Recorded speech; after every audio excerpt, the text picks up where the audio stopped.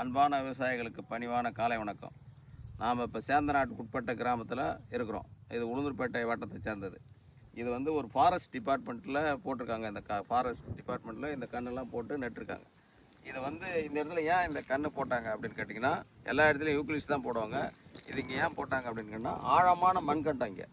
இது கிட்டத்தட்ட ஒரு எப்படின்னு கேட்டிங்கன்னா, ஒரு 30 அடி 40 அடி நோண்டினா கூட வெறும் செம்மண், இதே மாதிரி செம்மண்ணாக தான் இருக்கும். இது வந்து மரங்களுக்கு சொர்க்க பூமின்னு சொல்லலாம். மரங்களுக்கு சொர்க்க பூமி. வேர் வந்து பெய்கிற மழையாகவும் உள்வாங்கும், அதே சமயத்தில் வேர் போயிட்டே இருக்கும். இதில் வந்து எண்ணற்ற நியூட்ரியன்ஸ், இதில் வந்து இயற்கை வளங்கள் இது மாதிரி இல்லாத ஒரு இயற்கை வளமே இல்லை. அது மாதிரி இது ஒரு பொன்னான பூமி.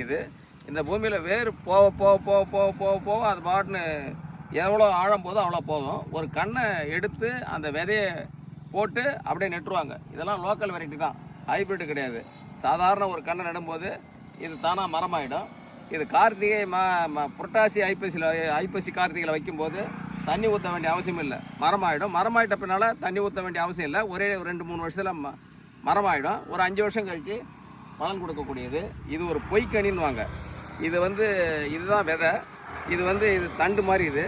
ஆனால் இதை சாப்பிடுவாங்க. சாப்பிடும்போது ஒரு இது வரும். இதான் அதாவது இந்த முந்திரியுடைய குவாலிட்டி வந்து வேறு எந்த முந்திரிக்கும் இருக்காது.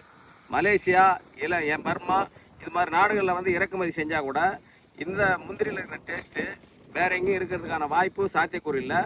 இந்த பூமியை பார்த்திங்கன்னா, இது வந்து தானே புயல் அப்போ கிட்டத்தட்ட இந்த ஏரியாவில் 950 ஹெக்டர் முந்திரி சாகுபடி இருந்தது.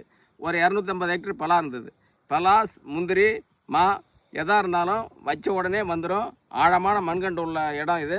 அதனால் இது ஒரு விவசாயிகளுடைய சொர்க்க பூமி அப்படின்னு திரும்பி மீண்டும் ஒரு தாட்டி சொல்கிறேன். இது மாதிரி மண்கண்டங்கள் வேறு எங்கேயும் அமையறதுக்கு வாய்ப்பு இல்லை. புதுக்கோட்டை பக்கம் கொஞ்சம் இருக்குது, ஆண்டிமடம், ஜெயங்கொண்டம் அந்த பக்கத்தில் கொஞ்சம் இருக்குது. இது தண்ணி எவ்வளோ இருந்தாலும் உள்வாங்கும். இது ரொம்ப நல்ல பூமி. நன்றி, வணக்கம்.